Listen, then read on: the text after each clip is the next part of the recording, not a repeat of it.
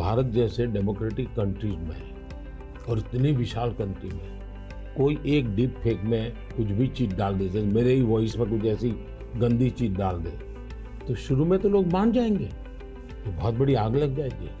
You know, it seems like AI is a huge opportunity, but there's some challenges that come with that. How do you think India will approach that?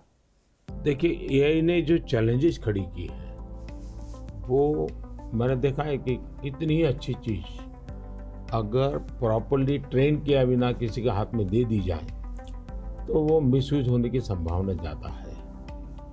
अब मैंने AI से जुड़े सारे brain से उनसे भी बात की। मैंने कहा शुरू में हमने कोई भी एआई जनरेटेड चीज़ है तो उस पर आना चाहिए वाटरमार्क कि ये एआई जनरेटेड है, ताकि कोई मिसगाइड ना हो। और ये बुरी चीज़ नहीं है, सिंपली इट्स एआई जनरेटेड, तो मैं उसका वैल्यू समझ लूँगा।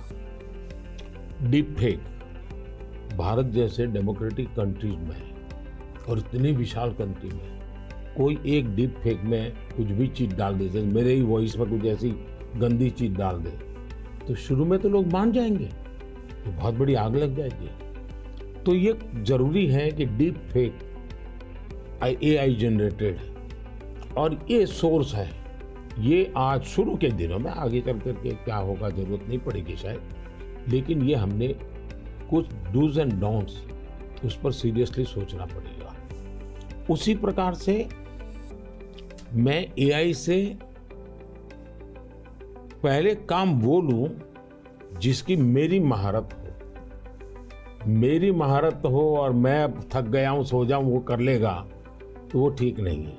जैसे हम कह देते कि भाई तुम 5 बजे उसको फ़ोन लगा देना, तो एआई कर देगा। या मैं कह दूंगा कि मेरा वो गाना मुझे सुना दो, तो कर देगा। तो मुझे पता होना चाहिए ना कि भाई मुझे इस समय किस गाने को सुनने की ज़रूरत है, मेरे लिए क्या रिक्वायरमेंट है।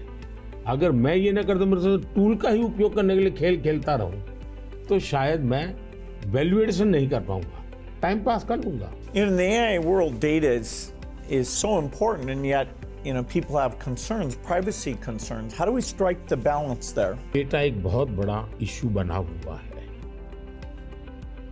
हमने उसकी सिक्योरिटी भी देखनी चाहिए। भारत में कानूनी व्यवस्था तो की है, लेकिन लोगों को भी अवेयर करना पड़ेगा। अब जैसे मैंने आज हमारे देश में यूनिवर्सिटीज वगैरह सारे सर्टिफिकेट क्लाउड में रखवा देता हूँ, ताकि खर्चा भी बचता है और जो भी रिक्वायरमेंट मिल जाती है।